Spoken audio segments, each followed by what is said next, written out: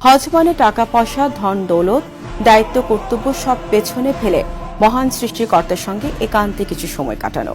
এমনটাই মনে করেন এই বছর জাপান থেকে হজ করতে যাওয়া কয়েকজন নারী। এদের মধ্যে অন্যতম আলমাস চৌজি, যে কিনা বিয়ের দেনমোহর হিসেবে হজ করতে চেয়েছিলেন স্বামীর কাছে।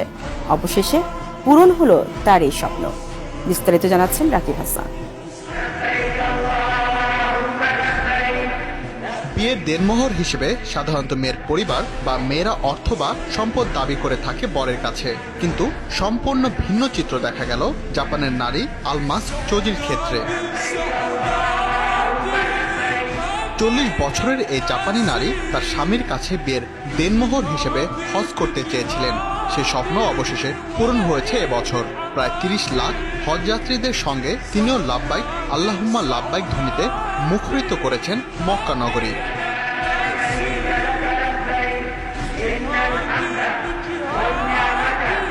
সৌদি সেন্টার ফর গভর্নমেন্ট কমিউনিকেশনের সঙ্গে আলাপকালে চৌজি জানান, একটি খাদ্য কোম্পানিতে কর্মরত এক মুসলিম ব্যক্তির কাছ থেকে প্রথমবারের মতো ইসলাম ধর্ম সম্পর্কে জানতে পারেন এবং ইসলাম ধর্ম গ্রহণ করেন।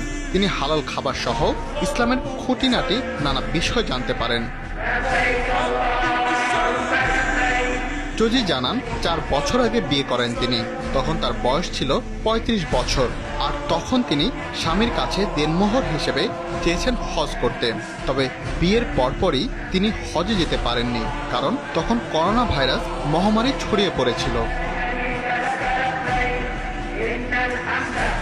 অবশেষে এবছর হজ করতে সৌদি আরবে পৌঁছান আলমাস চৌজি। তিনি জানান, মক্কার গ্র্যান্ড মসজিদের বহু ছবি আগে অনলাইনে দেখেছিলেন, সেগুলো ছিল মানুষে পরিপূর্ণ, কিন্তু এবার যখন সামনাসামনি নিজের চোখে দেখলেন তখন বুঝতে পারলেন মসজিদটি তার কল্পনার চেয়েও বেশি সুন্দর।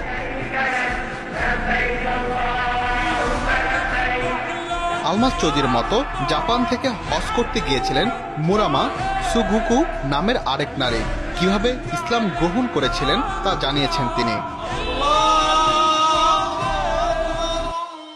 সুগুকু জানান, তিনি আজান শুনে অত্যন্ত মুগ্ধ হয়েছিলেন। তারপরেই সিদ্ধান্ত নেন ইসলাম ধর্ম নিয়ে পড়াশোনা করবেন। এবার হজ করতে পেরে অত্যন্ত আনন্দিত জাপানি এই নারী।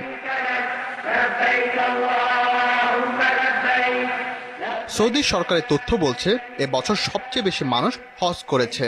পৃথিবীর বিভিন্ন প্রান্ত থেকে প্রায় 20 লাখ আর সৌদি আরবের প্রায় 10 লাখ মানুষ এবছর মহান রবের মেহমান হওয়ার সুযোগ পেয়েছেন।